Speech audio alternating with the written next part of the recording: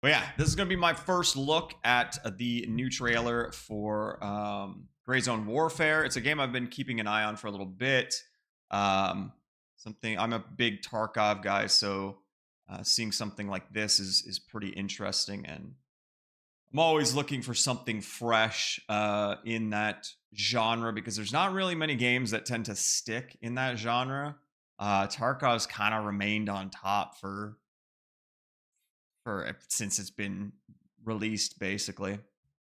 There's been a lot of games that try and do the extraction shooter looter kind of deal and just don't don't go anywhere with it. And we just saw DMZ from Call of Duty just get shut down as well, basically get shut down. I didn't think it was very good to begin with. I thought it was kind of a super casual feature missing, um, just way too simplistic version of Tarkov. There were just way too many issues with that thing, and I didn't really see it going anywhere. But I don't really know a ton about this game. Aside from that, it's going to be a PvPvE type game. And yeah, there's a couple I've been keeping my eye on, but for now, we're going to go over this. We're going to watch this trailer. We're going to see kind of what's going on in this. It's a pretty short trailer. It's only 1 minute and 5 seconds. But we're going to see what this is all about, and then I'll kind of break it down and see if there was anything that really stuck out for me. The game, from what I've seen of the game, which it hasn't been a ton, but it looks fantastic. How it plays is obviously going to be a very important factor, and we don't know how it's going to play just yet. So let's have a look.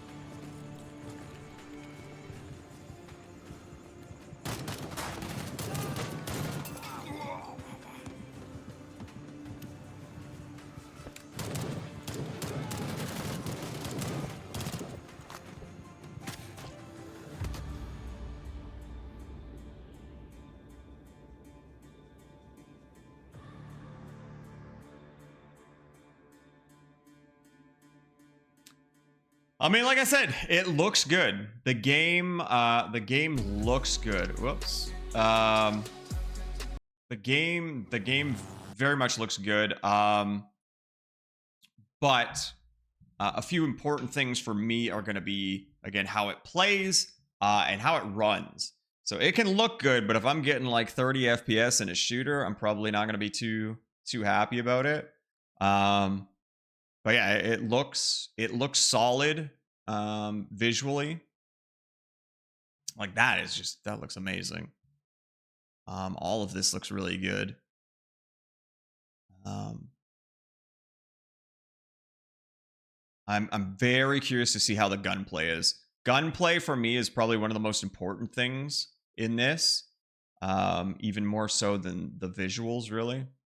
Because like Tarkov right now is just the recoil and all that is just, it doesn't feel good.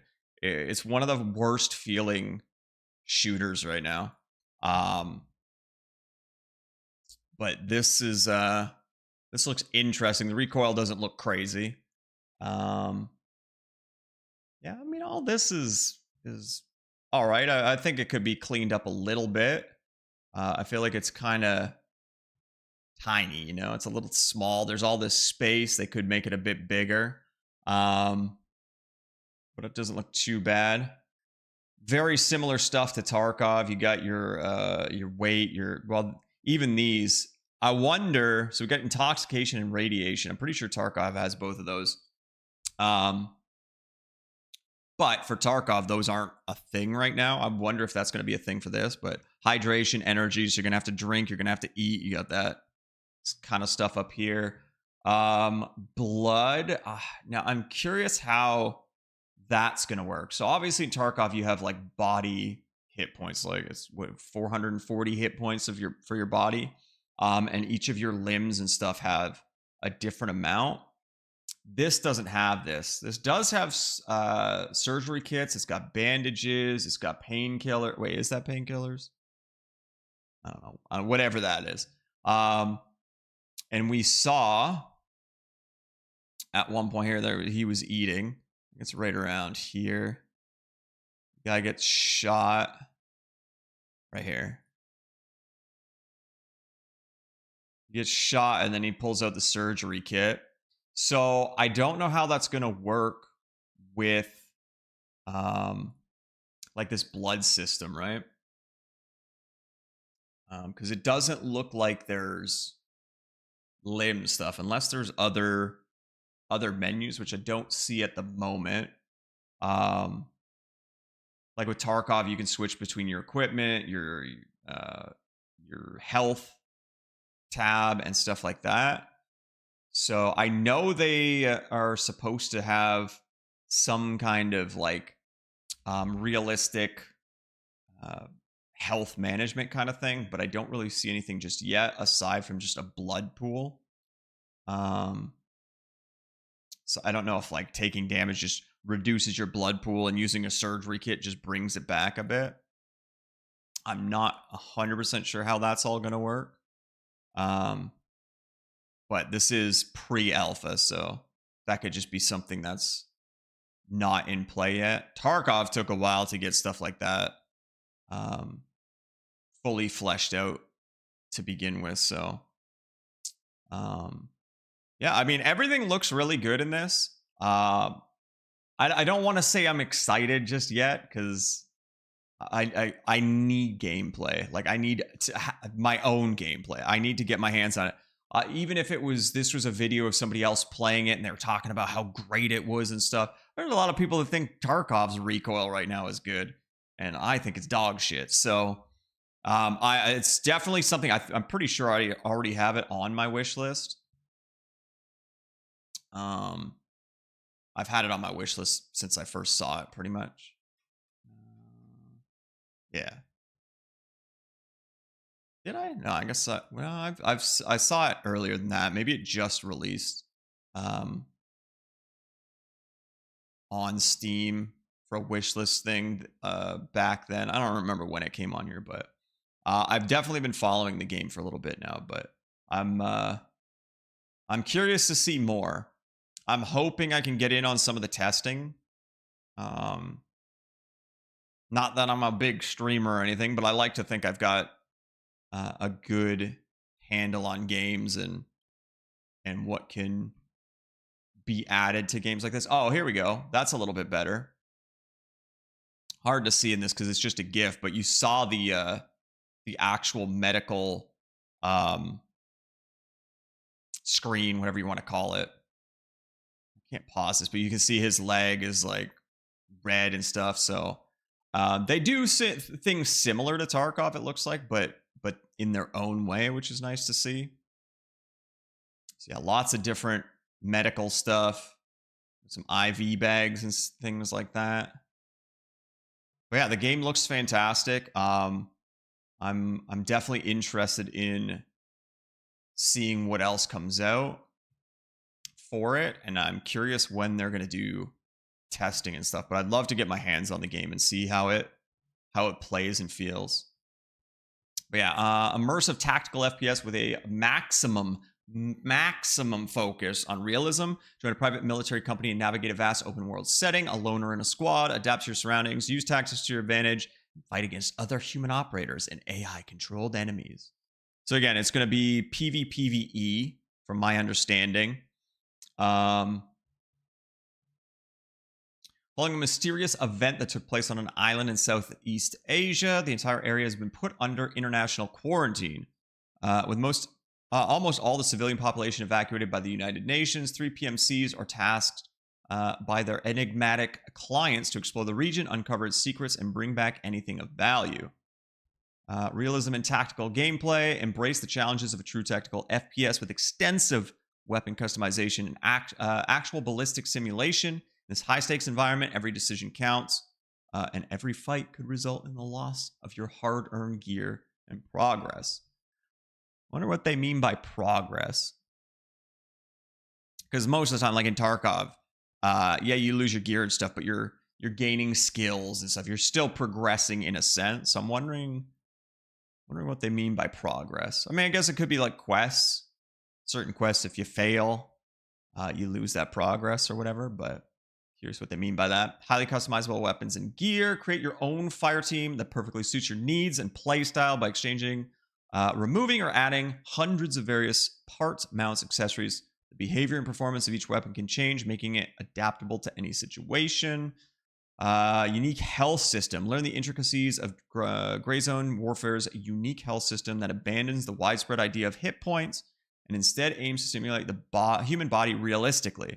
Every injury can negatively affect your perception and performance. Correctly identifying the issue and finding the right solution is one of the key elements you have to master in order to stay alive or save the lives of your teammates. So that's something interesting, is that in Tarkov, the medical stuff is your own thing, right? You heal yourself. That's it. That's all. You can throw a med to your teammate. You can whatever, but you are not like doing anything to help your teammates directly. So I'm curious what this part actually means. Save the lives of your teammates. So if like one of your teammates gets downed, I wonder if you actually can perform medical techniques. I don't know what to call it. Perform medical shit on them. I'm curious about that.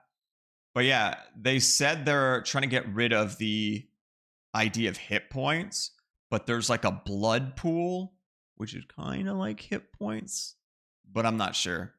I'd have to see a bit more.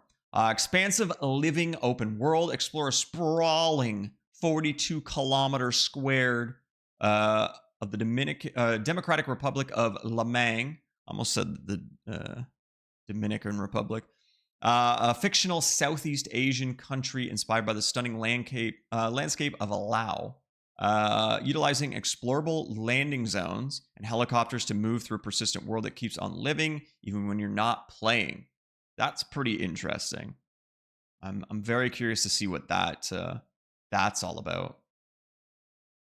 I'm really curious to see how this is all going to play, because it's talking about how you have this big living open world, which, I mean, Tarkov talks about doing that eventually, but right now it's maps, right? You pick a map, you load into that map, you play that map. This sounds like it's going to be an open world right from the start. So that'll be really interesting. I think it'll be a lot more interesting than the map system, right? Because like if you're in this big open world, and I don't know, let's talk about that water tower that we saw. You need to do something in and around that water tower. You got to do a quest or something there. You pick a landing zone kind of near that area to try and go do that. Where when it's a big open world, other people are going to be within it too, potentially doing something completely different somewhere else.